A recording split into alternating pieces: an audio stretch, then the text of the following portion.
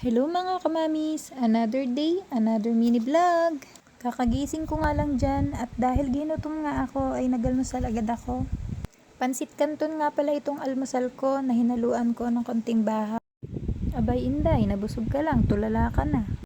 Maya-maya nga ay nagising na ang aking dalawang Junanax at nagsimula na akong magligpit dito sa aming kwarto. Ipinagtimpla ko nga pala muna sila ng kanilang gatas bago ako magsimula dito. Dahil sinasapian nga ako ng kasipagan ay maglilinis-linisan nga ako ng aming bahay. Pagkatapos ko ngang magligpit dito sa kwarto ay sasapinan ko naman nga yung sopa dito sa aming sala. Nilabhan ko din kasi itong panapin kahapon kasabay ng paglalaba ko ng punda at mga kumot. Konti pa nga lang ang nagagawa ko pero tagaktak na talaga ang pawis ko dyan.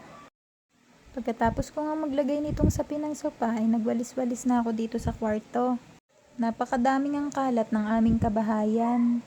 Kaya kung uupo, hihiga na naman nga ako maghapon, wala na naman nga mangyayari sa akin maghapon. Maghapon na namang makalat ang aming bahay. Dahil aminin man natin o hindi, mula na mag-asawa tayo ay nagkaroon na tayo ng obligasyon. Obligasyon dito sa bahay habang ang ating mga asawa ay nagtatrabaho. Hindi naman kasi pwedeng iasa din natin sa ating mga mister ang mga gawain sa bahay.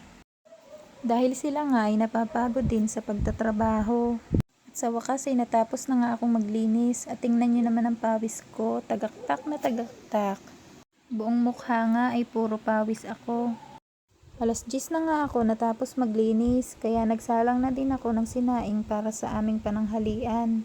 Pagkatapos ko ngang magsalang ng sinaing ay lumabas nga ulit ako para magbrush naman nga nitong mga bag.